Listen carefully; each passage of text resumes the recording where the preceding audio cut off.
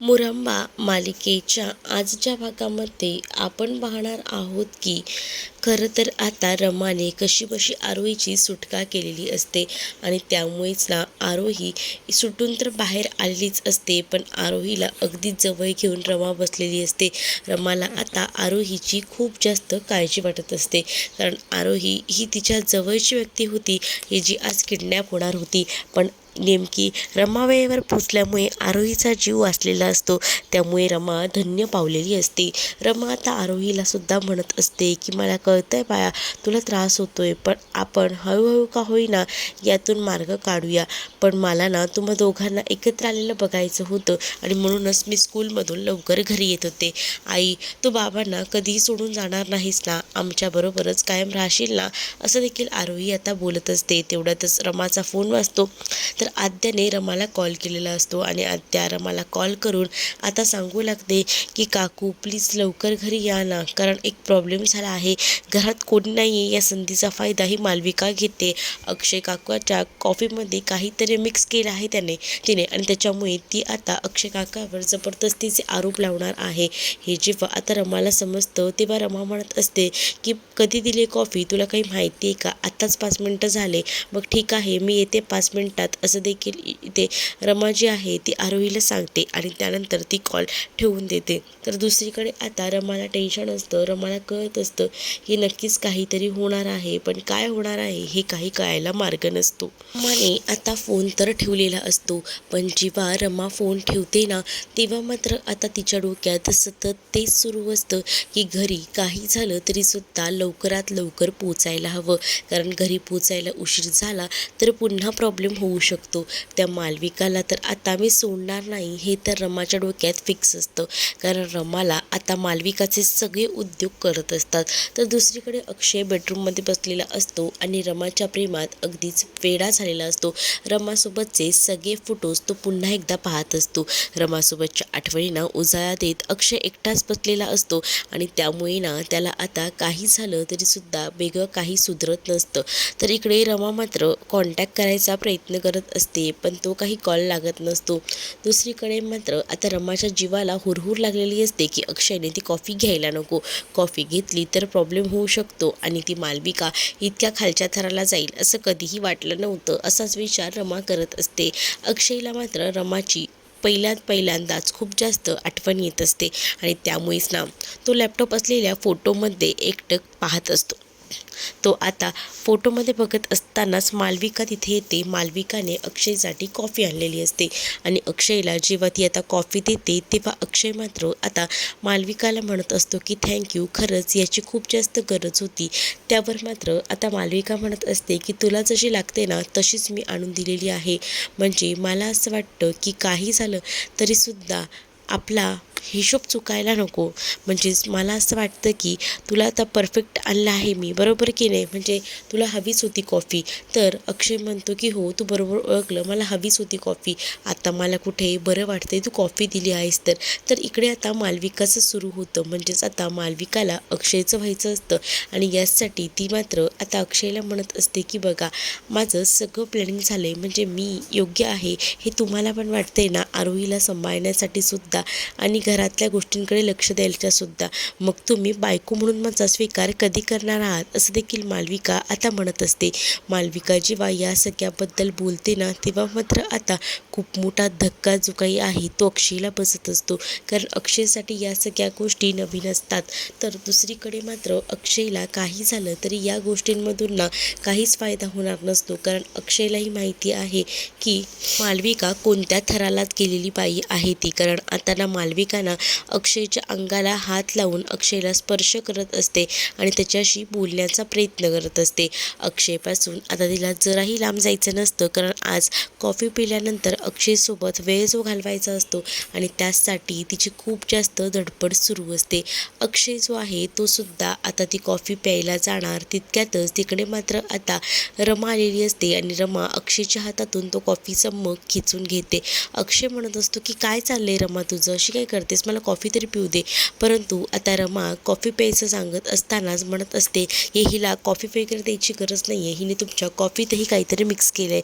तुम्हाला माहिती आहे का, आज आरोहीची शाळा लवकर सुटणार होती. म्हणजे खरं तर ना आरोहीच्या पोटात दुखत होतं आणि म्हणूनच आरोही लवकर घरी येणार होती. पण या सगळ्याबद्दल आपल्याला काहीच माहिती नव्हतं. मालविकाला कॉल आला होता, मालविकाला स्कूलमध्ये सुद्धा बोलवलं होतं, तरीसुद्धा ती स्कूलमध्ये गेली नाही.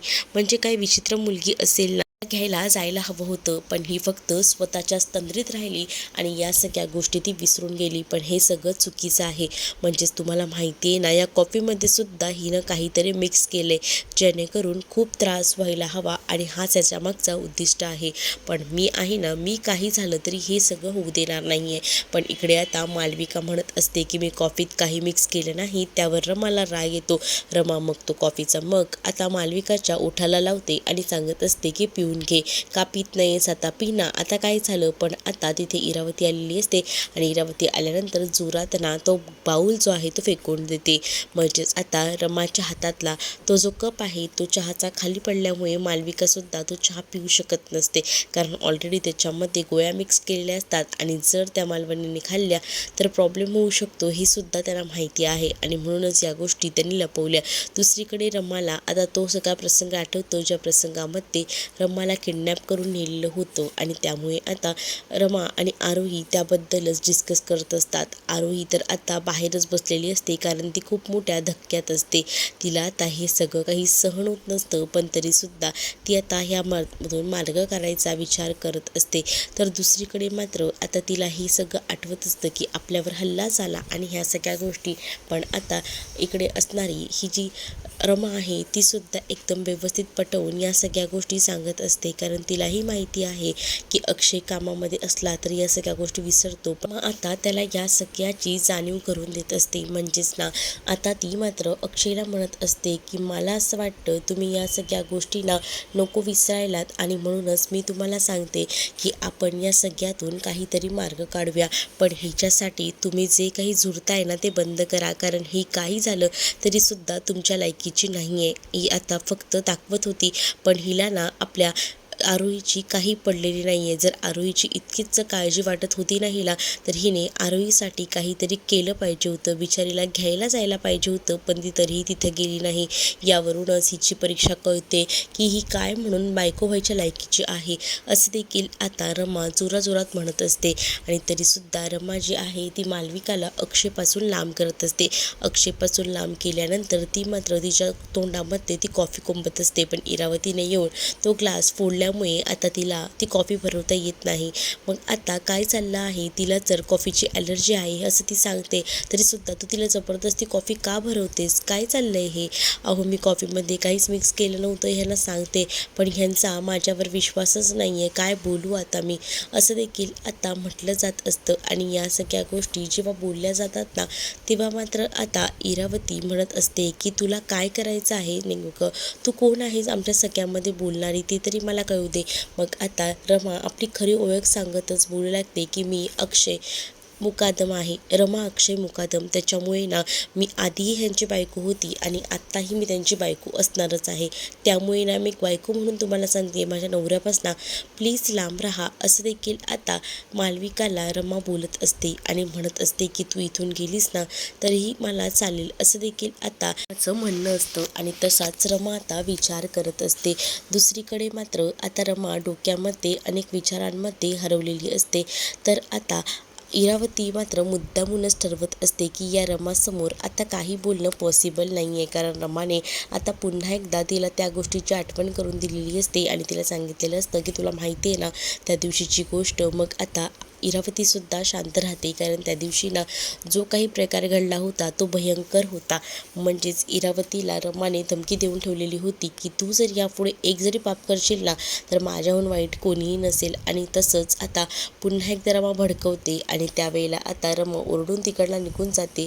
तर अक्षय मात्र आता मालविकाकडे आणि इरावतीकडे पाहत असतो आणि त्याने सरळ आणि स्पष्ट सांगितलेलं असतं की मला तुम्ही याबद्दल प्लीज सांगू नका, माझा ना आता ह्या बाईवरचा विश्वासच उडून गेला आहे. म्हणजे तिने एकदा नाही तर दोनदा अशी चूक केलेली आहे आणि ही आता माझी बायको होऊ पाहते. मी आधीच सांगतो आत्या, माझी बायको ना फक्त आणि फक्त रमाच असू शकते. म्हणजे आधीही मी तिच्यावर प्रेम केलं आणि आताही मी तिच्यावर प्रेम करतो, पण असल्या मुलीवर जी आपल्या मुलांसाठी आपल्या बाळासाठी काहीच करत नाही ना, ती बाई मला नको आहे घरात, असं देखील आता अक्षय ठामपणे बोलू लागतो. आणि जेव्हा अक्षय हे सगळं बोलतो तेव्हा मात्र आता मालविकाला खूप जास्त संताप आलेला असतो. कारण मालविकाला आता कळत असतं की आज काही झालं तरी अक्षय आपला होणार होता, पण आजसुद्धा अक्षय आपला झाला नाही.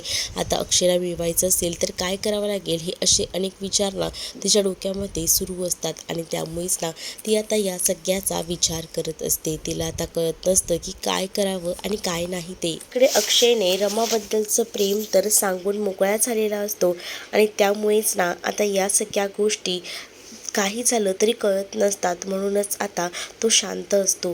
तर दुसरीकडे मात्र इरावती आणि मालविका रूममध्ये येतात.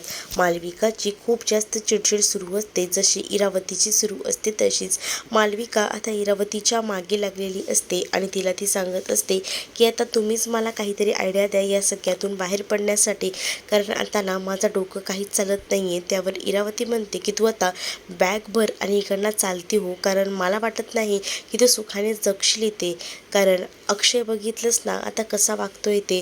तुम्ही असं तरी बोलू नका ना प्लीज ना, असं प्लीज बोलू नका, असं देखील आता इरावती जी आहे ती बोलत असते. इरावती जेव्हा या सगळ्या गोष्टी बोलते ना तेव्हा मात्र आता विका विचार करत असते. आता त्या लोकांच्या डोक्यामध्ये प्लॅनिंग सुरू असतं. कारण आता जर रमाला या घरातून हकलवून द्यायचं असेल आणि तुला जर या घरात कायमचं राहायचं असेल तर आपल्याला काही ना काही तर करावं लागणारच, असा विचार आता इरावतीच्या डोक्यामध्ये येत असतो. मग काय इरावतीच्या लक्षात येतं की ती व्यक्ती पुन्हा आलेली आहे, ती म्हणजे साईची आई. साईच्या आईला आता आपण भडकवायचं जेणेकरून रमाचा पत्ता इथला कायमचा कट होईल. साईचं आणि त्याचसोबत रमाचं लग्न ठरलंय, मग हा इथे काय करतोय, असे असे एक नाही अनेक प्रश्न आता मात्र इरावतीला पडलेले असतात आणि म्हणूनच इरावती या सगळ्यातून मार्ग कसा काढायचा याचाच विचार करत असते. पण आता इरावतीच्या लक्षात येतो की आपण साईच्या आईला कॉन्टॅक्ट करायचा, साईची आई या सगळ्यामध्ये आपली नक्कीच मदत करू शकते, असा विचार देखील आता इथे असणाऱ्या इरावतीच्या डोक्यात येतो. आणि मग आता ती साईच्या आईला कॉन्टॅक्ट करायचा प्रयत्न करत असते. साईची आई आधीच खूप जास्त विचारांमध्ये हरवलेली असते, कारण तिला आता अक्षय आणि रमा यांच्याबद्दल काहीच माहिती नसतं. पण तिला असं वाटत असतं की ह्यांच्यामधलं जे काही नातं आहे ते तर आता तुर्तास संपलेलं आहे आणि म्हणून नंतर रमा आपल्या मुलासोबत साईसोबत लग्न करायला तयार झालेली आहे. इकडे आता अक्षय रमाकडे आलेला असतो आणि रमाला म्हणत असतो की माझं प्रेम तर मी तुझ्यावर व्यक्त केलेलं आहे आणि तूसुद्धा तुझ्या प्रेमाबद्दल मला सांगितलेलं आहे, पण तरीसुद्धा ना उद्या सकाळपर्यंत मला थोडी वाट द्या. आपण ना या सगळ्यातून हळूहळू का होईना मार्ग काढू. पण बघा तुमचं जसं माझ्यावर प्रेम आहे तसं माझंही आहे, पण बऱ्याच जणांना मी कमिटही केलेलं आहे, त्या गोष्टींचा सुद्धा मला विचार करायला हवा, असं देखील आता रमा म्हणत असते की उद्या सकाळपर्यंत वेळ घे, 8 वाजेपर्यंत मला सगळा काही विचार करून निरोप दे, असं देखील अक्षय आता बोलत असतो. तर इकडे मात्र आता साईची आई टेन्शनमध्ये असते. तिला खरं तर ना साईची काळजी वाटत असते. साईने रमाला सॉरी थँक्यू म्हणायचं यासाठी खूप छान अशी जय्यत तयारी केलेली असते, पण त्यामध्ये सुद्धा अजूनच रमाची हजेरी नसते. काय झालं, तुम्ही जेवण आज रूममध्येच घेऊन चाललात, तर आता अण्णा हे सगळं काही साईच्या आईला विचारत असतात. त्यावर साईची आई म्हणते की खरं तर ना आमच्या चिरंजीवांचा बाहेर येऊन खायचं मनच नाही आहे, त्यांच्या मनामध्ये काहीतरी सुरू आहे, पण ते काय सुरू आहे ना हे तर मला शोधून काढायलाच हवं, असा देखील आता रमा विचार करत असते. तर दुसरीकडे मात्र आता साईच्या आई जी आहे ती साईला डब्बा घेऊन जाते, म्हणजेच ताटात मांडून सगळं काही जेवण घेऊन जाते आणि ती आता दार लावून घेते. इकडे अक्षय आणि रमा बोलत असतात. अक्षयचं रमावर प्रेम असतं, पण फक्त आता तिने ह्या गोष्टी कबूल करायला हव्यात असंच आता अक्षयला वाटत असतं आणि म्हणूनच तो तिला थोडा वेळ देत असतो, उद्या सकाळी 8 वाजेपर्यंत. मग काय अक्षय आणि रमा हे दोघंही जण एकमेकांसाठीच बनलेले आहेत, मेड फॉर इच अदर असंच आता वाटत लागलेलं असतं. आणि जेव्हा या सगळ्या गोष्टी कळू लागतात ना तेव्हा मात्र आता अक्षय एका वेगळ्याच दुनियेमध्ये हरवून जातो. तर दुसरीकडे मात्र आता पाहायला मिळतं अक्षय जो आहे तो तर आता रमाशी बोलून रमा तिकडनं खेळताना निघालेली असते, पण अचानकपणे साईच्या आईचा फोन वाजतो. साईची आई कॉल रिसीव्ह करते आणि त्याच वेळेला आता ती इथे घडत असलेले सगळे अपडेट्स देऊ लागते. तुम्हाला माझ्यावर विश्वास नाही आहे का? तुम्हाला मी एक व्हिडिओसुद्धा पाठवते, मग तुम्ही बघा तुमची सून नेमकी काय काय करते ते, असं देखील इरावती आता बोलू लागते. मग काय इरावतीने आता सांगितल्यामुळे इकडे मात्र साईच्या आईला खूप मोठा धक्का बसतो. ती आता विचारच करत राहते की या सगळ्या गोष्टी कशा घडल्या आहेत आणि त्यामुळेच ना आता तिला खूप जास्त टेन्शन आलेलं असतं. तिला तिचं कळत नसतं की आता या सगळ्यावर कसा मार्ग काढायचा ते. तर दुसरीकडे मात्र आता तुम्ही कोण बोलताय हे तरी मला सांगा, म्हणजे तुम्ही कोण बोलताय या गोष्टी जर मला कळल्या तर बरं होतील, असं देखील आता म्हटलं जातं. की नाही, मला कोण बोलतंय हे सांगण्यापेक्षा ना तुम्हाला मी एक व्हिडिओ पाठवला आहे, तो तेवढा बघून घ्या, म्हणजे तुमचं कामच होईल, असं देखील आता म्हटलं झालं जातं. मग आता ती व्हिडिओसुद्धा बघायला तयार होते. मग आता जेव्हा ती हा सगळा व्हिडिओ बघत असते ना, तेव्हा मात्र आता तिला खूप मोठा धक्का बसतो. कारण त्या व्हिडिओमध्ये रमा अक्षयला आपल्या प्रेमाची कबुली देताना दिसत आहे. जेव्हा रमा अक्षयला आपल्या प्रेमाची कबुली देते तेव्हा मात्र आता रमाचा चेहरा हा खूप जास्त विचित्र होता. रमा दारू पियालेली होती आणि त्या तंद्रीमध्ये रमा आय लव्ह यू बोललेली होती, पण त्या व्हिडिओचा असा हा इरावती वापर करून घेईल असं वाटलं सुद्धा नव्हतं. पण इरावतीने जो काही आता ह्याचा वापर केलेला आहे तो एकदमच चुकीचा आहे. म्हणजेच आता या सगळ्या गोष्टी ज्या आहेत त्या तर माहिती होत्या, पण आता हा व्हिडिओ आणि ह्या सगळ्या गोष्टी म्हणजेच रमा आपल्या साईला फसवते ही गोष्ट आता तिच्या माइंडमध्ये फिक्स झालेली असते आणि म्हणूनच ती आता या सगळ्याचा विचार करत असते. तर दुसरीकडे मात्र या सगळ्याचा ती विचार करता करता अचानक तिच्या छातीत दुखायला लागतं आणि ती जागेवरच कोसळते. कारण तिच्यासाठी हा खूप मोठा धक्का असतो. कारण तिने स्वप्नातही विचार केला नव्हता एवढ्या सगळ्या गोष्टी आज घडत होत्या आणि या सगळ्या गोष्टींमुळे आता ती मात्र खूप जास्त कोलमडून गेलेली असते. इकडे आता अक्षय हा रमाच्या समोर उभा असतो. कारण रमाला आता अक्षयने सांगितलेलं असतं की तुझं प्रेम खरं आहे हे मला माहिती आहे, फक्त तुझ्या प्रेमाचे 4 शब्द माझ्या कानावर पडायला हवेत, म्हणजे मलाही एकदम सुकून वाटेल, असं देखील आता अक्षय रमाला बोलत असतो. इकडे रमा आता खूपच जास्त कन्फ्यूज असते. कुणाची निवड करावी यासाठी ती खूप जास्त गोंधळून गेलेली असते. कारण आहे ना तिच्या डोळ्यासमोर असे अनेक प्रसंग घडत असतात ज्यामुळे आता रमा जी आहे ती मुळात रमा 2 वेण्या म्हणून राहायला तयार का नसते याला सुद्धा विशिष्ट कारणं आहेत आणि त्यामुळेच ती आता अशी राहत असते. मात्र अक्षयचं हे प्रेम आणि वाढतं हे सगळं बघून मात्र आता तो खूपच जास्त हैराण झालेला असतो. तो आता म्हणत असतो की आता काही झालं तरी सुद्धा मला लवकरात लवकर इथून जायला हवं. इकडे साईच्या आईला अचानकपणे तब्येत बिघडल्यामुळे तिच्यावर आता उपचार सुरू असतात. तिच्या आईला सलाईन वगैरे लावलेलं असतं. तेवढ्यातच रमा येऊन तिथे पोहोचते आणि जेव्हा रमा तिथे येते तेव्हा अण्णा तिच्यावर चढतात आणि अण्णा घडलेली हकीकत सगळी काही सांगू लागतात. हे कसं आणि कसं का झालं ते, आणि जेव्हा या सगळ्या गोष्टी सांगतात ना तेव्हा मात्र आता खूप मोठा धक्का जो काही आहे तो मात्र आता बसलेला असतो रमाला आता साईची आई वचन मागत असते शुद्धीवर आलीवर की तू अक्षयला सोडून फक्त आणि फक्त साईचा विचार करशील हे मला वचन दे. मग आता रमा या सगळ्या वचनामध्ये अडकून जाते. रमा आता म्हणत असते की ठीक आहे, मी तुम्हाला वचन देते की मी साईसोबतच लग्न करेन. तर इकडे इरावती आजी अक्षयला सांगत असते की तू आपल्या रमालाच घरी घेऊन येशील ना, सांग ना काय झालं आहे, असं देखील आता म्हणत असते. पण दुसरीकडे मात्र पार्वती आजी जी आहे ती मात्र अक्षयला फोर्सफुली बोलत असते की तू रमालाच या घरात पुन्हा घेऊन ये. आणि दुसरीकडे रमा आता साईच्या आईला वचन देऊन बसते की मी अक्षयचा विचार करणार नाही म्हणून. मग आता अवस्था इकडे आड आणि तिकडे वीर अशी झालेली आहे. तर तुम्हाला हा भाग कसा वाटला हे नक्कीच मला कमेंटमध्ये सांगा. अशाच नवनवीन भागांसाठी आपल्या चॅनलला सुद्धा सबस्क्राईब करा. व्हिडिओ आवडला असेल तर व्हिडिओला लाईक करायला विसरू नका. चला तर मग भेटूया पुढच्या भागामध्ये. तोपर्यंत टाटा बाय.